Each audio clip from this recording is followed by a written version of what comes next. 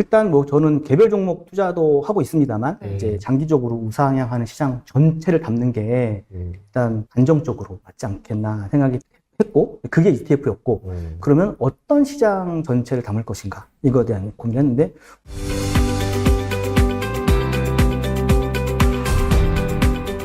2월 첫째 주에 증시 변동성이 엄청났잖아요. 그죠. 예. 주가가 올랐다가 내렸다가 네. 올랐다가 내렸다가 이런 거 나 못 견디겠다 하시는 분들은 그냥 안정적으로 월배당 세팅하는 게 가장 마음 편한 것 같아요. 은행 말고요? 은행은 조금 금리가 아쉽고 은행 예금 2% 받으면 되는 거예요. 2%는 조금 아쉽고 그래도 월에 한 200에서 300 정도를 세팅해 놓는다면 뭔가 회사를 잠깐 잘리더라도 갑자기 잘리더라도 그쵸. 좀 마음이 편하죠. 모든 사람의 꿈이죠. 월 300만 원 배당 받는 게 꿈인데 계산을 해보면은 네. 곱하기 12 하면은 3,600. 3,000. 그럼 세금까지 계산하면 한 4,000이라고 넉넉 잡아 좀 4,000이면은 네. 10억을 넣어서 4%가 나와야 됩니다. 10억을 은행에 넣든가 이렇게 할 수 있는 정도 사람이 쉽지가 않죠. 예, 그래서 이게 정말 모든 직장인의 꿈이 아닌가 싶어요. 그 꿈을 이루신 분이 있어서 그래요? 오늘 모셔서 좀 자세한 이야기 들어보려고 합니다. 인승현 저자님과 함께합니다. 안녕하세요. 네, 안녕하세요. 반갑습니다. 네, 안녕하세요. 저는 월급이 끊겨도 두렵지 않은 그런 삶을 만들고 싶은 평범한 40대 직장인입니다. 그래서 월급을 대체할 수 있는 현금 흐름을 만드는 데 집중을 해왔고 네. 또 그래서 그런 구조를 좀 어느 정도 직접 경험을 한 과정이 있어서 그걸 좀 정리해서 이번에 책을 출간을 했고요. 이 책은 엄청난 부자가 되는 방법을 알려드릴 수는 없지만 월급 하나에 인생을 맡기지 않아도 되는 법 또 그런 걸 어떻게 현실적으로 만들어 가야 할 수 있는지에 대한 책을 다룬 것이기도 하고 네. 동시에 또 제 삶의 가이드라인이기도 합니다. 네, 책을 쭉 읽어보니까 되게 재밌었던 게 저는 딱 이제 뭐 300을 세팅할 수 있는 여러 가지 뭐 상품들을 소개해주는 책인 줄 알았는데 그 작가님의 일대기, 뭐 회사 구조조정, 썬테크하는 거 이런 것들이 좀 나와 있더라고요. 네, 맞습니다. 혹시 이제 투자를 하게 된 계기가 있다면 어떤 게 있을까요? 아무래도 제가 예전에 구조조정을 한번 거의 겪을 뻔한 그런 일이 있었습니다. 그때 기사회생해서 살아났지만 그때 이제 생각이 든 거죠. 아, 지금은 어쨌든 운이 좋아서 생존했지만 이런 때가 온다면 그때는 아무 준비 없이 그냥 월급이 끊기겠구나. 그 월급이 끊기는 삶이 얼마나 무서울까. 이런 이제 생각을 하게 됐고 그러면 나는 과연 회사 밖에서 살아남을 수 있을까? 어떻게 해야 살아남을 수 있을까? 이거에 대한 이제 고민을 한 거죠. 근데 저는 직장인이었고 지금도 직장인이기 때문에 현업에 집중해야 된다라고 생각을 해서 평일에는 업무에 집중하고 대신에 주말이 있으니까 네. 주말을 활용해서 뭔가 할 수 있는 그런 거를 해보자라고 이제 생각을 해서 시작을 한 거죠. 그래서 처음부터 큰 돈을 벌어보자 이런 생각보다는 아직은 직장이라는 네. 있으니까 직장을 다니는 동안에 뭔가 내가 할 수 있는 것들을 좀 찾아보자. 그런 시스템을 나한테 맞는 걸 찾아보자. 그렇게 시작을 했고요. 그래서 제가 온라인 기반으로 좀 말씀을 드리자면 저는 처음에 했던 거는 이제 블로그부터 시작을 해서 제가 뭐 짠테크 했던 과정들 네. 그리고 뭐 커피 한 잔 모아서 나중에 진짜 경제적 자유를 이룰 수 있는지 그리고 매일매일 나스닥 100 QQQ죠. 그걸 매일매일 사는 것과 저점 매수 딱 지수를 보고 네네. 그 여러 가지 지표가 있는데 저점 매수 딱 시기가 오면 그때 집중적으로 사는 것과 어떤 수익률이 몇 % 차이 나는지 뭐 이런 것들도 좀 올리기도 했었고요. 그러면서 이제 제가 블로그에 올린 것들이 기회가 돼서 네. 또 공공기관 연락을 주셔서 또 오프라인 경제 강의도 이렇게 특강처럼 나가게 되기도 하고 또 네이버에 유명한 그런 이제 짠돌이 카페 거기에서도 제가 운이 좋게 같이 얘기가 돼서 협업을 할 수 있어서 네. 뭐 칼럼니스트 이런 오. 것도 활동을 좀 했었습니다. 그래서 제가 이제 했던 걸 보면은 이제 큰 자본이 필요 없고 그리고 한번 만들면 완전히 처음부터 다시 하는 건 아니고 약간 업데이트 정도 그리고 온라인으로 돌아가는 구조인데 저는 온라인의 구조가 이제 가장 큰 장점이 시간과 장소에 구애받지 않는다인 거죠. 그래서 그게 저랑 가장 잘 맞았고요. 그리고 이제 저는 이제 좀 좋은 말로 온라인 지식 창업이다 이렇게 말씀을 드리는데 이거는 실패하더라도 제가 물론 그러니까 시간을 좀 들였지만 제가 돈을 들이진 않았지 않습니까? 네. 그게 정말 큰 차이가 있다라고 생각을 합니다. 그래서 처음부터 돈을 많이 벌어야겠다 이 생각보다는 회사 다니는 동안에 업무에 지장을 주지 않은 선에서 주말을 활용해서 뭔가 여러 가지 시도를 하면서 나에게 맞는 거를 찾아보자. 이런 마음으로 접근했다. 그렇게 좀 말씀을 드리고 싶습니다. 지금은 그럼 부수입이 한 달에 얼마 정도 되세요? 지금은 네. 이제 많이 내려놨기 때문에 네. 별로 없고, 제가 네. 한참 활동 많이 할 때는 그러니까 지식 창업을 하고 6개월 정도 된 시점이었는데, 급여 외에 한 1,200. 월이요? 네. 우와, 이렇게- 월급을 넘어섰는데요? 네, 올라갔던 적이 있었습니다. 억대 연봉이네요, 그러면. 근데 그건 계속 지속된 건 아니고, 아. 몇 개월 정도 지속이 된 거고, 예. 거기서 이제 느꼈던 게 되게 많은 거예요. 어. 잠깐 왜 1200이 나왔었는지를 말씀드리면, 네. 사실은 요즘에 AI가 되지 않습니까? 저도 23년도에 AI를 처음 접하게 됐습니다. 22년 9월, 10월 그때죠. 미국 콜로라도 주립대에서 그 그림이 디지털 아트 부분 1위를 차지하면서 이게 AI가 그린 그림이다. 굉장히 유명해진 그거, 네, 그런 그림이 있는데 예. 그 그림을 봤을 때 너무 제가 신기했던 거죠. 아, 그래서 AI를 활용하면 내가 상상만 했던 것들을 뭔가 구현할 수 있지 않을까? 이런 생각을 했고요. 저는 이제 어학 전공자인데 어학 전공자다 보니까 어떤 기술에 대한 좀 갈구함이 좀 있습니다. 그래서 그때부터는 그래, 그럼 AI를 활용해서 뭔가 그런 게임에서 아이템을 장착하고 레벨을 올리듯이 기술을 업데이트해보자. 이런 생각을 가지고 이제 했었습니다. 근데 AI를 돈을 벌자 이런 생각을 한 건 아닙니다. 처음에 한 거는 이제 그림책을 좀 내보자. 아마존을 들어가서 봤더니 그림책을 실제로 그 AI를 해서 만든 분들이 계신데 매출이 좀 잘 나왔어요. 그래서 이 정도 하면은 내가 그림책을 낼 수 있겠구나. 네. 그런데 벤치마킹 할 대상이 필요했으니까 그 벤치마킹한 대상을 가지고 열심히 준비를 해서 아마존에 이제 출간을 했죠. 그러니까 아마존은 전자책입니다. 네. 출간했고 그 다음에 첫 번째 했더니 아쉬움이 좀 남아서 그때는 좀 더 보완을 해서 두 번째 전자책도 내봤습니다. 그리고 이걸 해봤으니 그 다음에는 음악을 좀 해볼까? 그래서 AI로 음악을 좀 만들어서 그때는 좀 더 발전해서 목소리까지 입힐 수 있는 그런 시기입니다. 근데 한국어는 좀 안 됐고 영어는 좀 가능했던 시기라 저는 재즈로 딱 타겟을 해서 재즈는 다 보편적으로 다 카페나 할 수 있지 않습니까? 그래서 그렇게 해서 음원 사이트에 올렸고 그거로 해서 한 달에 뭐 많지는 않지만 한 2만 원 정도. 오. 아마존에 올렸던 거는 한 3번 팔렸나? 그래서 한 $15 정도 했는데 근데 그건 팔렸다는 것 자체가 되게 신기했습니다. 뿌듯하죠. 외워버리겠네요. 그 다음에는 뭐 할까 고민하다가 이제 AI를 활용해서 한복 그런 컨셉의 네. 모델을 만들어 보자. 그동안은 이제 미드전이었다면 이제 스테이블 디퓨전이라는 프로그램을 사용하면서 그걸 좀 만들어서 인스타그램에 올렸는데 뭐 그걸 알고 이제 해외 주얼리 회사죠. 영국에서 한 번, 미국에서 한 번 그렇게 연락이 온 적이 있었습니다. 그래서 그때 나는 내가 돈 벌려고 한 거 아니고 그냥 취미 생활로 혹은 뭔가 내가 기술을 업그레이드 하기 위해서 했던 건데 그때부터 이제 이게 좀만 잘 짜면 돈을 벌 수도 있겠는데 라는 생각이 된 거죠. 그럼 어떻게 구조를 짤까라고 고민을 하다가 가장 편한 게 AI 동화책. 그러니까 그림책이지만 편하게 동화책을 말씀드리면 제가 예전에 한번 한국에서 POD 종이책을 출간한 적이 있었습니다. POD 종이책이라는 거는 이제 돈이 하나도 안 들거든요. 대신에 재고가 없기 때문에 발송하는데 한 일주일 정도 걸리지만 돈이 안 듭니다. 그걸 한번 엮어보자. 왜냐하면 나는 아마존에서 내는 것도 좋지만 나는 그 $10, $15가 의미가 없고 한국에서 뭔가 내 이름으로 책을 내고 싶다. 이런 생각이 좀 있었거든요. 그래서 그때 이거를 POD를 만들고 싶어서 제가 동화책을 가지고 미드저니로 그림을 만들고 그 다음에 뭐 캔바나 미리 캔버스로 걔를 종이책화 시키는 작업을 하고 또 책등 계산해서 앞표지 뒷표지도 만들고 뭐 이렇게 해가지고 반려도 한 3번 당하고 그러면서 한 사이클을 해서 제가 책 등록을 하게 됐습니다. 그래서 그럼 이거를 뭔가 다른 분들에게 알려주면 좋지 않을까? 이런 생각에 이제 그 런칭을 했는데 마침 딱 운때가 잘 맞았던 거죠. 그래서 뭐 수강했던 분들이 좀 많아졌고 이런 분도 계셨어요. 그 손녀가 돌인데 내가 뭔가 돌잡이 때 특별한 선물 해주고 싶다. 그게 동화책. 으로 유치원 선생님, 뭐 어린이 선생님, 또 어떤 초등학교 선생님은 우리 학생들하고 내가 같이 한번 이걸 공동 제작해서 출간하고 싶다. 이런 분들이 되게 많으셨어요. 네. 그래서 제가 직접 그 프롬프트 제작과 책 등록, 표지 제작 이런 것도 알려드린 형식이었고요. 또 이게 POD이긴 하지만 정식 책입니다. 그래서 ISBN이 나오기 때문에 네이버에 정식 작가로 또 등록이 가능합니다. 그래서 이런 니즈가 맞아떨어지면서 네. 처음에는 토요일에 한 번 했었는데 또 요청이 와가지고 일요일 날로 이제 하면서 이제 매출이 좀 그 정도까지 올라왔던 그런 계기가 있었습니다. 네. 어쨌든 되게 많은 것을 하셨잖아요. 네. 근데 결국에는 지금 이 책이 월배당 만들기예요. 투자로 전환하게 된 계기가 있을까요?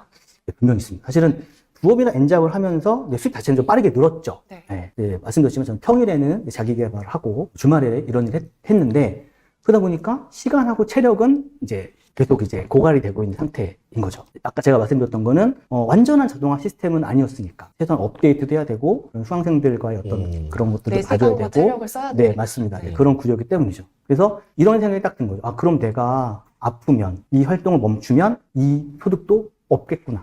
이런 생각이 들면서 네. 했고, 그리고 그쯤에 제가 실제로 그 첫 번째 책을 기획 출판하면서 출판사랑 계약을 하게 됐습니다. 그러면서 아무래도 그 책에 집중해야 되니까 많은 활동들을 내려놨습니다. 근데 실제로 자연스럽게 소득이 급격하게, 월급은 있지만 네, 네. 부수입이 급격하게 이제 줄었습니다. 그래서 그때 이런 생각을 한 거죠. 물론 돈이 늘어나는 것도 중요하지만 내가 움직이지도 않아도 들어오는 시스템을 만드는 게 정말 더 중요하구나. 이런 생각을 이제 했고, 그게 이제 제가 노동 기반에서 배당 기반 투자로 넘어가게 된 결정적인 이제 계기였습니다. 그래서 사실 저는 지금도 부업이나 엔잡을 나쁘다고 생각하지는 않습니다. 되게 좋은 활동이고, 근데 그게 그 최종 목적지여서는 안 된다. 이제 하는 거고요. 그런 걸 제가 이제 경험한 사람으로서 좀 말씀드리면, 노동은 생존을 도와주죠. 근데 그 수익 시스템의 구조를 바꾸는 거는 인생을 바꿀 수 있지 않을까. 이런 생각을 이제 하게 됐습니다. 그래서 저는 지금도 얼마를 버느냐, 이게보다는 내가 멈추면 수익도 같이 멈추냐, 아니면 내가 멈춰도 수익이 돌아가느냐, 이런 것들을 이제 제가 그런 경험을 통해서 깨달았던 게 더 큰 자산이 아니었나, 그렇게 생각을 합니다. 예. 그럼 되게 궁금해져요. 어떻게 초기에 세팅을 처음에 하셨는지 되게 궁금하고, 그럼 지금 ETF 위주잖아요. 네, 그 그렇습니다. 한국이랑 미국 중에서 미국을 선택하신 이유도 궁금해요.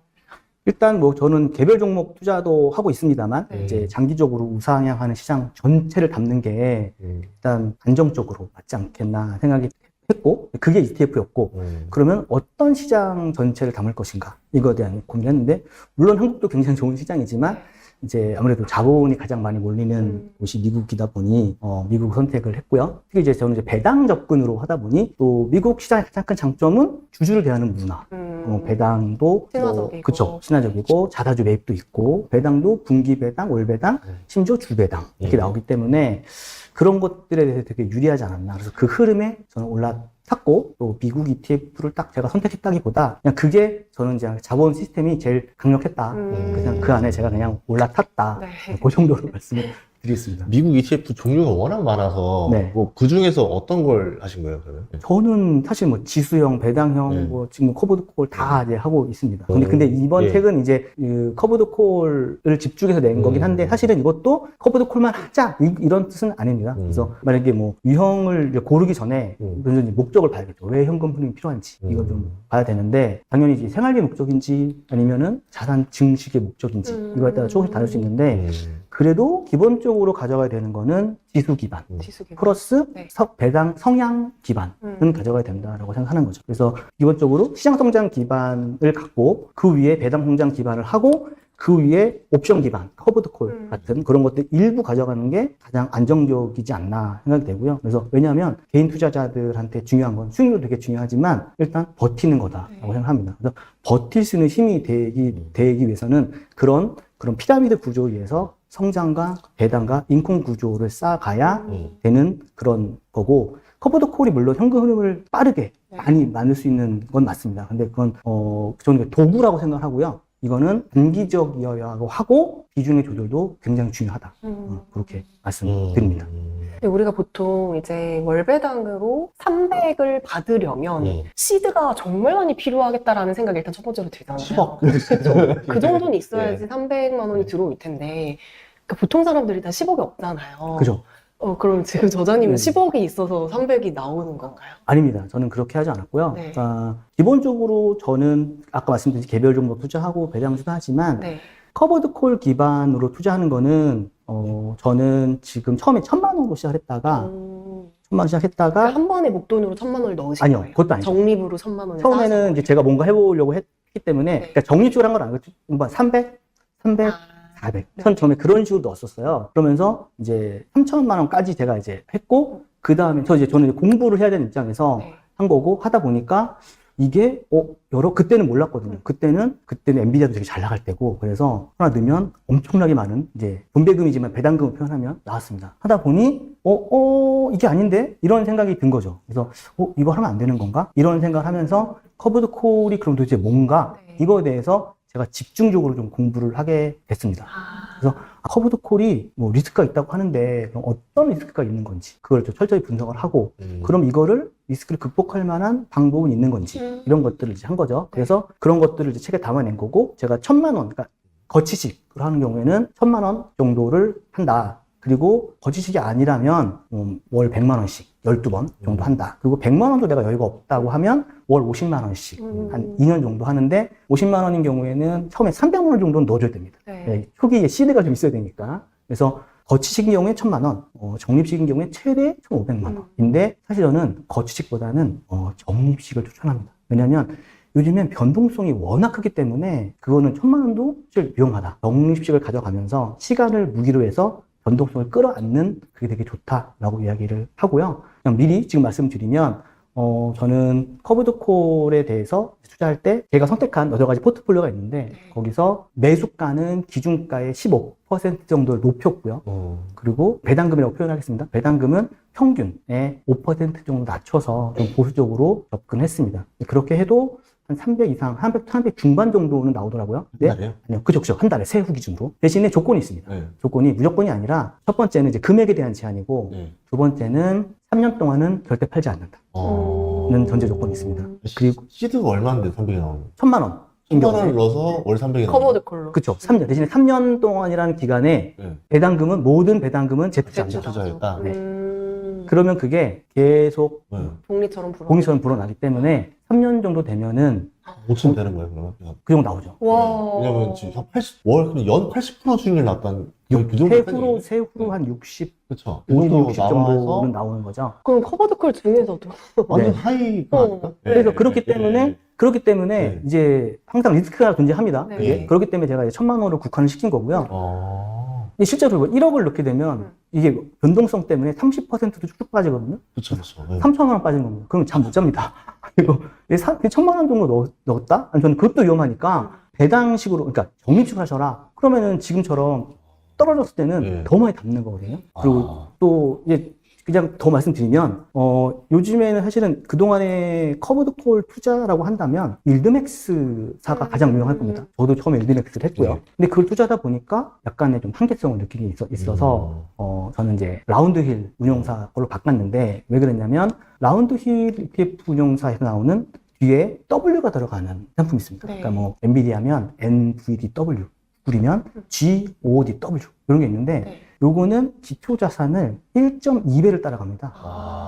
그러니까 엔비디아가 같은. 1.2배 레버리지인 네. 거죠. 너무 높은 건 아니지만 엔비디아가 뭐 1% 올랐다. 그러면 1.2% 오르는 거고 반대로 1% 떨어지면 1.2%가 떨어집니다. 그래서 가장 중요한 건 우상향하는 기초 자산을 잘 찾는 겁니다. 그래서 무조건 들어가는 게 아니라 어느 정도의 좀 거시경제에 대한 네. 그런 것도 필요하고 내 돈이 들어갔기 때문에 일반적인 배당주를 하는 것과는 조금 다르다. 그러니까 커브드 콜이 배당이긴 하지만 실제는 기술주의 탈을 쓴 배당이기 때문에 그쵸. 어느 정도 공부가 좀 필요하다. 이게 생각합니다. 말씀하신 이 전략을 쓰려면 변동성이 크면서도 우상향하는 걸 선택해야 되는 거죠. 네, 맞습니다. 그럼 그 선택이 보면 그렇게 많지 않을걸요? 네, 맞아요. 그 중에서도 이제 저는 라운드 힐에 국한을 한 거고요. 왜냐하면 그 상품이어야만 1.2배의 가속도가 붙어서 하고, 네. 그렇게 된 경우에 심지어 그런 경우도 있잖아요. 그러면 그냥 기초자산 투자하지 왜 커버드 콜 네. 투자하느냐. 그런 다양한 질문이 나올 텐데, 그럼 똑같은, 그러니까 만약에 우상향 한다라는 조건을 가지고 여러 가지 시뮬레이션을 했을 때 배당을 재투자한 경우에 총수익률, 토탈 리턴으로 보게 되면 그 기초자산의 수익률을 압도하더라. 압도한다는 게 예를 들면 기초자산이 1년 동안 100% 올랐다. 근데 이거는 120%, 130%가 나오더라라는 거죠. 물론 이제 그 1년 동안의 수익률이 향후에 미래의 수익률 대신하진 않습니다. 예. 그래서 우상향하는, 앞으로도 그 우상향하는 기초자산을 찾는 게 이제 가장 중요한 거고, 그래서 커버드 콜만 투자하지 마시고 저는 올라가는 기술주도 동시에 투자하는 게 좋다라고 생각을 하는 거죠. 근데 저는 커버드 콜 할래요. 근데 아니 지금 되게 이게 지금 책 제목 그대로네요. 그러니까 네, 맞습니다. 1,000만 원으로 대략 5천이 됐고 3년 만에 네. 5배가 됐고 이제 거기서 60% 정도 이상의 수익률이 나온다 하면은 월 300이 맞네요. 네. 근데 이제 야. 이거를 욕심을 갖고 계속 가져가는 게 아니라 네. 이 정도 만들어지면 네. 이때는 자산을 지켜야 되는 네. 시기로 전환해야 된다. 아. 왜냐하면 지금은 이제 돈이 없잖아요. 네. 그래서 약간 좀 공격형에 투자를 했다면 300 정도가 만들어지면 이걸 네. 지켜야 돼요. 네. 그래서 이때부터는 좀 안정적인 자산으로 이관을 해야 된다. 아. 그래서 300이라는 것도 왜냐하면 부부가 같이 하게 되면 세전 기준으로 2,000까지는 가능하거든요. 그럼 그게 세후로 약 300 정도 됩니다. 그러면 종합소득세 대상이 안 됩니다. 그래서 300을 한 거고요. 그때 되면 이제 말씀드렸던 뭐 휴드나 네. 뭐 아니면 제피도 있고 그 외에 이제 여러 가지 한 8에서 12% 정도 사이에 배당주들도 제가 좀 많이 책에 소개를 했습니다. 그런 거 위주로 이제 바꾸는 작업을 해야 되고 그쵸. 아니면 나는 좀 더 공격적으로 기술주에 투자하겠다라고 하면 그 배당을 받아서 기술주에 직접 적립식으로 투자하는 것도 개별 방법이 되겠죠. 종목에다가. 그것도 괜찮고 아니면은 뭐 내가 ETF M7 네. ETF를 묶은 것도 있잖아요. 그런 거 하겠다 하는 것도 괜찮은 방법인 거죠. 그래서 그때부터는 자산을 폭발적으로 늘리는 게 아니라 지키는. 안정적으로 지키면서 길게 가는 방법을 찾아야 된다는 겁니다. 그러면 이거 할 때 기초 자산을 뭐로 쓰신 거예요? 기초 자산은 저는 되게 많이 하고 있는데 여기서 이제 책에서 소개해 드린 거는 그냥 오픈해 드리면 몇 개 없을 것 같아요. 몇 개 없습니다. 팔란티어 같은 애밖에 없을 것 같은데. 예. 그 할만한 게 네. 엔비디아를 기초 자산하는 거예요. 엔비디아, 그쵸, 그쵸. 구글, GOW가 있습니다. 그리고 팔란티아, 네. 또 할 수 있는 게 로빈후드, 브로드컴, AMD. 근데 대부분 이제 AI를 기반으로 한 것들이 많습니다. 아무래도 그게 전반적인 흐름의 대세니까 그런 것 같아요. 그 중에서 저는 이제 엔비디아와 사실은 브로드컴이 비슷하다고 생각을 하거든요. 두 개를 다 가져갈 수는 없지 않겠나. 그래서 저는 엔비디아가 물론 시총 1등이고 꾸준히 성장은 할 거지만 성장성은 좀 앞으로 향후에는 예전처럼 폭발적으로 성장은 좀 덜하지 않겠나. 그래서 그 대신 선택한 게 이제 저는 브로드컴을 선택을 한 거고요. 뭐 그런 식으로 같은 AI 중에서도 그 결이 좀 있습니다. 뭐 구글도 요즘에 한참 잘 나가잖아요. 뭐 그런 걸 한다든지 그런 것들을 잘 선택을 하셔서 오르는 기초자산에 투자하시면 되고 다만 고객 커버드 콜의 한계를 극복하기 위해서는 라운드 힐 상품이 1.2배 추정하기 때문에 이왕이면 그쪽으로 하시면 리스크를 조금 더 최대한 막을 수 있지 않을까. 그럼에도 불구하고 1,000만 원만 하셔라. 되게 확실한 전략이 있네요. 근데 되게 절제력이 뛰어나신 게 보통 사람이 그렇게 벌기 시작하면 더 안 돼, 넣을까? 이거 집 팔자 레버리지 들어가거든요 이제.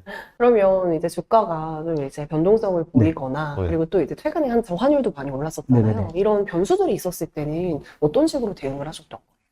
일단은 요즘 변동성이 엄청 요즘에 크지 않습니까? 네. 그때는 일단 이거 내가 버텨야 되냐 정해야 되냐 네. 이건데 이거를 저는 이제 세 가지 정도를 보는데요. 첫 번째는 돈 버는 구조가 살아있냐 이겁니다. 그 기업이면 매출하고 이익 구조겠죠. 그리고 ETF면 기초자산과 어떤 그런 구조적인 전략인데 예를 들면 최근에 1월 22일에 인텔이 실적 발표를 했는데 잘 나왔잖아요. 근데 급락을 했죠. 시장에서는 왜 수요를 충족하지 못했어? 이런 거잖아요. 근데 그거는 수요 대비 공급이 더 월등히 이제 많았던 거고 그 인텔 자체에 문제가 있었던 건 아니거든요. 그러다 보니 시장에서는 그 다음에 이건 병력 현상이고 병력 현상을 해결하게 되면 괜찮겠네? 라고 해서 급등을 했죠. 그런 구조가 살아 있었기 때문이다 생각한 거고 두 번째는 시장 전체 문제냐 아니면 개별 종목의 문제냐 이겁니다. 이것도 만약에 전체가 공포에 의해서 떨어진 거라면 이거는 저는 이제 줍줍의 대상이다 라고 보는 거고 특정 자산만 무너지면 이거는 좀 심각하게 고민해 봐야 된다라고 하는데 요즘에 이제 AI 기술주들이 많이 떨어졌으니까 네. 처음에 AI 말씀드린 인텔이 촉발을 했고 그 다음에 여러 가지 이제 AMD 쭉 나왔는데 그러면서 이제 나온 게 비트코인도 떨어져 그 다음에 나온 게 금도 떨어지고 그치, 은도 그치. 떨어지고 조금 올라가다 은은 또 떨어지고 이랬잖아요. 그러면서 이제 공포감에 이제 쌓였는데 근데 AI 지금 업체들이 실적을 계속 내는데 실적은 이렇게 견고합니다. 사실은 그런 경우에는 저는 괜찮다라고 본 거고 기업에는 문제가 네, 없다. 그게 문제가 없다라고 보는 거고 실제로 그래서 지난주부터 급등을 했죠. 뭐 엔비디아가 8% 뛰면서 네. 다우지수 5천이 네, 뭐 네. 5만 이겼다는 말도 이제 하는 거지만 결국엔 그 구조가 유지됐다라고 보는 거고 마지막으로 이제 배당에 관련된 거라면 현금 흐름이 유지되느냐 훼손됐느냐 이건데 사실 이제 배당을 투자하는 입장에서는 주가 하락보다 더 무서운 게 배당 컷입니다. 주가 하락은 일시적으로 있을 수도 있어요. 그쵸. 코로나 때도 그랬고 하지만 얼마나 빠르게 주가를 회복하느냐 이런 게 중요한 건데 근데 그렇지 않고 배당을 컷했다. 그럼 저는 그거는 정리를 주로 하는 편입니다. 배당으로서의 매력이 없으니까. 네, 그럼 나중에 무슨 문제가 생기면 이제 배당을 하는 거죠. 배당에 관련된 거는 주가 하락보다 더 무서운 게 배당 배당 컷, 안 주는. 배당 컷이다. 또 들어보니까 이런 아이디어가 나올 수도 있다라는 게 이제 또 새롭네요. 왜냐하면 맞아요. 이제 ETF가 나오면서부터 정말 다양한 방법들이 나온 것 같아요. 예전에는 그냥 주식 좋은 거 싼 거 사서 그냥 오를 때까지 기다려라 이게 거의 다였는데 이제는 ETF도 전략적으로 활용해서 돈을 벌 수 있는 아이디어들이 많이 나오니까 여러분들이 많이 활용해 보시면 좋을 것 같습니다. 오늘 출연 고맙습니다. 네, 감사합니다.